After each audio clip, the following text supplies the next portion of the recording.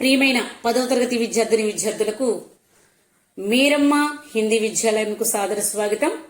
ఈరోజు పాఠ్యాంశంలో భాగంగా అప్నే స్కూల్ కో ఏక్ ఉపహార్ అనేటువంటి ఉపవాచక పాఠ్యాంశం యొక్క రెండవ భాగాన్ని నేర్చుకుందాం. अगला दिन उससे और अगला और फिर महीने का हर दिन उसके लिए ऐसा ही रहा. మనం నేర్చుకున్న మొదటి భాగంలో మరి రాజు తన యొక్క పురాతన స్కూల్ ఏదైతే తన పురాణ స్కూల్ మానే తను ఇంతకుముందు చదివినటువంటి స్కూల్లో చక్కని మేధావి ఛాత్రని, చాలా తెలివైన కుర్రవాడని, అక్కడ ఉన్నటువంటి ఉపాధ్యాయులు, స్నేహితులు అందరూ కూడా రాజును చాలా ప్రేమగా చూసేవారని నేర్చుకున్నాం. కానీ కొత్త స్కూల్కి వచ్చిన తర్వాత పరిస్థితిని చూసాం. మనం మొదటి రోజు ఏం జరిగిందన్నది చూసాం. మొదటి రోజు జరిగినటువంటి విషయం ఏదైతే ఉందో అంటే తన కాళ్ళు చేతుల వైపు వేలెత్తి చూపించడం, రాజు ఒక పల్లెటూరు బైక్ అని చెప్పేసి పిల్లవాడిని వేలెత్తి చూపించడం, ఎగతాళిగా మాట్లాడటం, హేళన చేయటం, ఆ రోజంతా కూడా క్లాస్లో అలానే జరిగింది.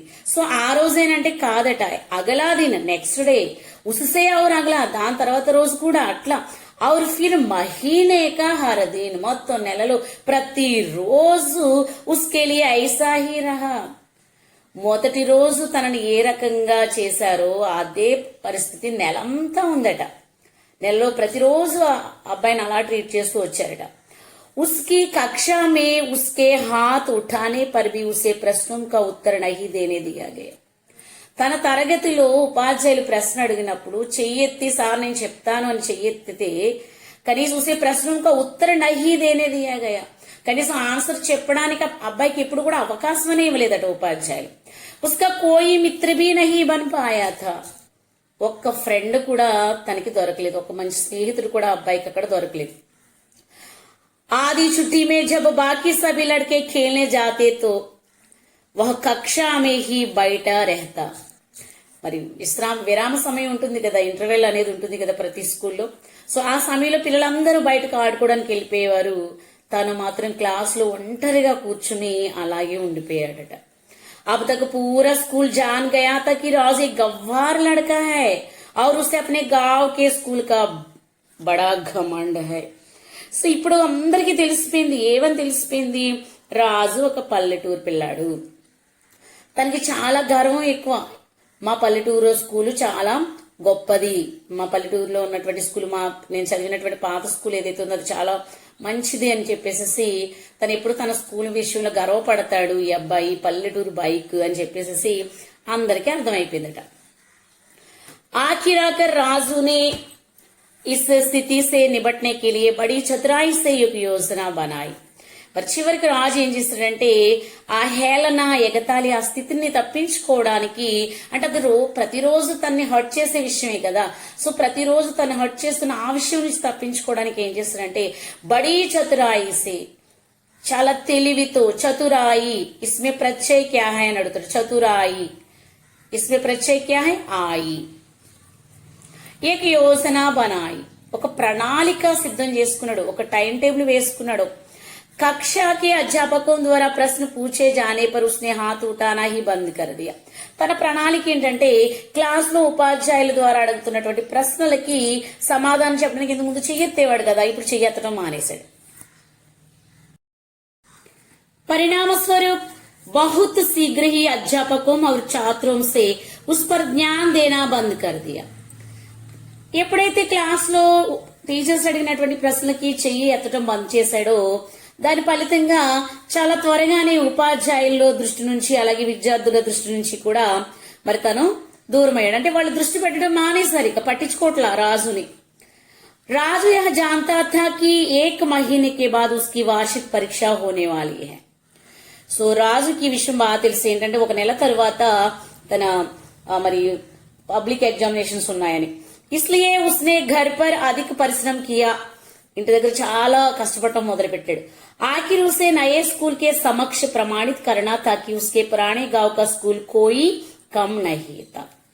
సో తను ఏమనుకున్నాడంటే చివరికి ఈ కొత్త స్కూలు సమక్షంలో నేను ఇది చేసి ప్రామాణికంగా చేసి చూపించాలి, నిరూపించాలి. ఏమనంటే నా యొక్క పాత స్కూల్ ఏదైతే ఉందో, నేను చదివినటువంటి ఆ పురాణ స్కూలు, ఆ గ్రామీణ స్కూల్ ఏదైతే ఉందో, ఈ పట్టణపు స్కూల్తో పోల్చినప్పుడు ఆ గ్రామీణ స్కూల్ ఏమాత్రం తక్కువ కాదు అని నిరూపించాలి అని అనుకున్నాడు.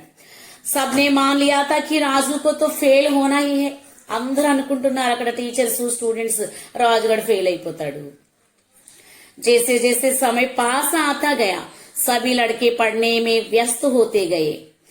ఎలా అయితే మరి ఎగ్జామ్స్ కి వార్షిక ఎగ్జామ్స్ కోసం సమయం దగ్గర పడుతుంది, అందరూ కూడా చదువులో మునిగిపోయారు, అందరూ చదివేసుకుంటా ఉన్నారు. पर राजू को किताबें के लिए देखकर उस पर हंसने और मजाक उड़ाने का समय फिर भी निकाल ही लेते. వాళ్ళు చదువుతున్నారు, రాజు ఎప్పుడైనా పుస్తకం తీసుకుని అక్కడ చదవటం మొదలు పెట్టాడు అనుకోండి, అబ్బో మనోడు పల్లెటూరు బయలు చూడండి రోయ్ పుస్తకం పట్టుకున్నాడని నవ్వటం, హేళన చేయటం, ఎగతాళి చేయటం. దీనికి రాజును ప్రత్యేకించి ఎగతాళి చేయడానికి వాళ్ళు ఎంత చదువులో మునిగిపోయినా గాని రాజుని హేళన చేయడానికి మాత్రం సమయాన్ని హెచ్చిస్తూనే ఉన్నారు. రాజా బహుత్ ధైర్యవాన్ హో గయా. ఇప్పుడు రాజుకు చాలా ధైర్యం వచ్చేసింది. ధైర్యవాన్ ఇస్మే ప్రత్యయ్ వాన్. और चुपचाप मन में मुस्कुराता हुआ अपनी पढ़ाई करता रहा. కానీ ఇప్పుడు ధైర్యం వచ్చేసింది, కామ్గా మనసులో నవ్వుకుంటూ తన చదువు మీద మాత్రమే దృష్టి పెట్టాడు. ఏక్ సప్తాహ్ మే హీ వార్షిక పరీక్ష సమాప్త హో గయి. 1 వీక్ లో ఎగ్జామ్స్ అన్ని అయిపోయాయి. రాజు 2 सप्ताह की छुट्टी के लिए गांव वापस गया. మరి ఎగ్జామ్స్ అయ్యి ఫైనల్ ఎగ్జామ్స్ అయిన తర్వాత ఒక 2 వీక్స్ హాలిడేస్ వచ్చాయి, తన గ్రామానికి తిరిగి వెళ్ళాడు. उसके बाद ही परीक्षा परिणाम निकालना था. 2 వీక్స్ తర్వాత పరీక్షా ఫలితాలు రానున్నాయి, రిజల్ట్. పరిణామ నికల్నే కే పహలే దిన్ రాజు లౌట్ ఆయా. రేపు రిజల్ట్ వస్తాయనగా ముందు రోజు మరలా పట్టణానికి వచ్చాడు. और अगले दिन पूरे आत्मविश्वास से अपने पिता के साथ परीक्षा फल देखने गया. నెక్స్ట్ డే మార్నింగ్ మరి వాళ్ళ నాన్నగారితో కలిసి ఫుల్ కాన్ఫిడెన్స్ అనమాట, ఖచ్చితంగా ఈసారి కూడా క్లాస్ ఫస్ట్ నేనే అని చెప్పేసి మంచి ఆత్మవిశ్వాసంతో ఆ రిజల్ట్ చూసుకోవడానికి వెళ్ళాడు. ఏక్ బార్ ఫిర్ వహ కక్షా మే ప్రథమాయత. మరి మరలా ఇంకొకసారి తరగతిలో తనే ఫస్ట్ వచ్చాడు. ఉస్కే పితాజీ కుష్తే. వాళ్ళ నాన్నగారికి తెలుసు కదా, ఎప్పుడు మావాడే ఫస్ట్, ఎక్కడ చదివినా మావాడే. సో అతనికి పెద్ద సంతోషం, ఎప్పుడు ఉండే సంతోషమే. లేకిన్ రాజుకి హర్షకి తో సీమా హీ నహీ థీ. కానీ ఈసారి రాజుకి వచ్చినటువంటి సంతోషానికి అవధులు లేవట. ప్రథమ్ ఆనే పర్ వహ్ ఇతనా ప్రసన్న కభీ నహీ హువా థా. గతంలో చాలా సార్లు మరి మనం చెప్పుకున్నాం కదా, 5 సంవత్సరాలుగా తనే ఫస్ట్ వస్తున్నాడు, స్కూల్ ఫస్ట్ అని చెప్పేసి. కాబట్టి ఎప్పుడూ తనకు అంత సంతోషం అనిపించలేదు, కానీ మొదటిసారి అతని యొక్క ఆనందానికి అవధులేవు. క్యోం కి అబూస్నే అప్నే స్కూల్ కో సుందర और समुचित उपहार समर्पित किया है.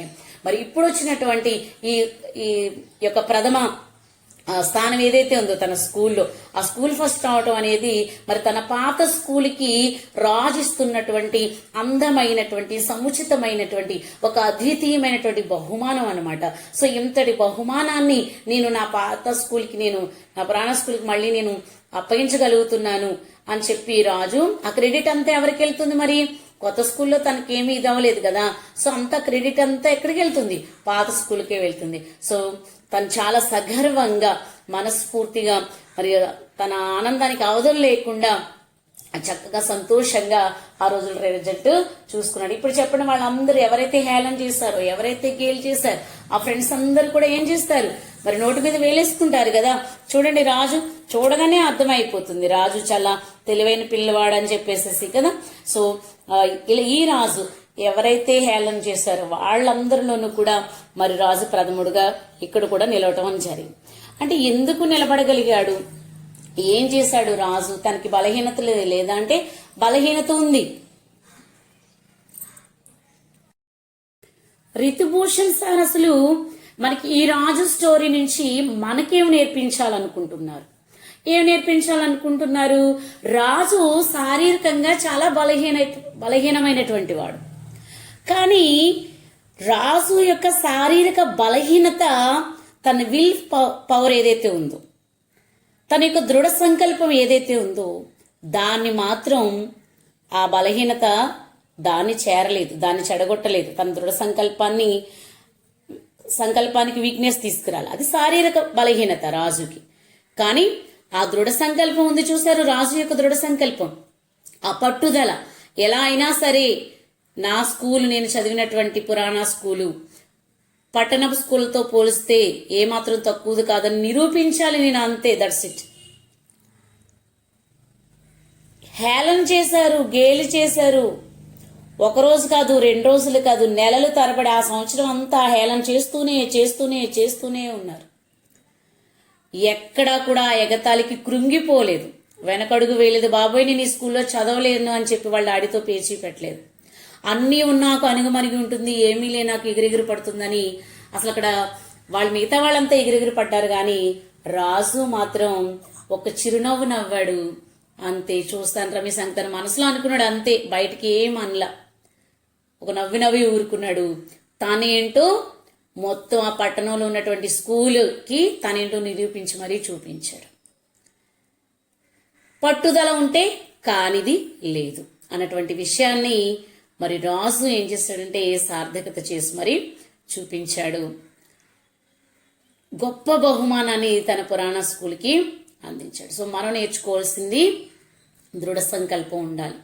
మన శరీర బలహీనతలు లేదా ఫ్యామిలీలో ఏవి ఉంటే అలజడలు అనేవి చాలా చోట్ల మనకి వాతావరణం సహకరించుకోవచ్చు, కానీ మన సంకల్పాన్ని అవి మాత్రం ఏమీ కూడా చేయలేవు. ఎంతటి బలహీనత అయినా మన సంకల్పం దృఢమై ఉందన్నప్పుడు మనం ఎందులోనూ కూడా మన విజయాన్ని మనకు చెందకుండా అవి ఏమి చేయలేవు, ఏ బలహీనతలు కూడా ఏమీ చేయలేవు అనమాట. సో మనం ఏం చేయాలి, దృఢ సంకల్పంతో ముందుకు అడుగు వేయాలి. ఇప్పుడు చూడండి, మీరు 10th అయిపోతుంది, నెక్స్ట్ ఇంటర్మీడియట్కి వెళ్తారు. లైఫ్కి టర్నింగ్ పాయింట్ ఇంటర్మీడియట్ అంటే. కరెక్ట్ అయినటువంటి సంకల్పంతో, మంచి దృఢ సంకల్పంతో మీరు మంచి నిర్ణయం తీసుకుని మంచి గ్రూప్ సెలెక్ట్ చేసుకుని ముందుకు సాగిపోతూ ఉన్నారనుకోండి, మీ విజయానికి ఎవరు కూడా అడ్డురారు. ఎన్ని బలహీనతలు ఉన్నా, ఈ సంవత్సరం మన చదువు కాస్త అరాకొరాగానే ఉంది, అయినప్పటికీ కూడా ఇవి కూడా మనల్ని ఏం చేయాలి, ఎందుకంటే మన సంకల్పం దృఢమైనదై ఉండాలి. మన విల్ పవర్ ఏదైతే ఉందో అది స్ట్రాంగ్గా ఉంటే చాలన్నమాట. అలా ఉన్నప్పుడు ఖచ్చితంగా విజయం మన సొంతం అవుతుంది. రేపటి క్లాస్లో మనం నోట్స్ చెప్పేసుకుందాము. ధన్యవాదాలు.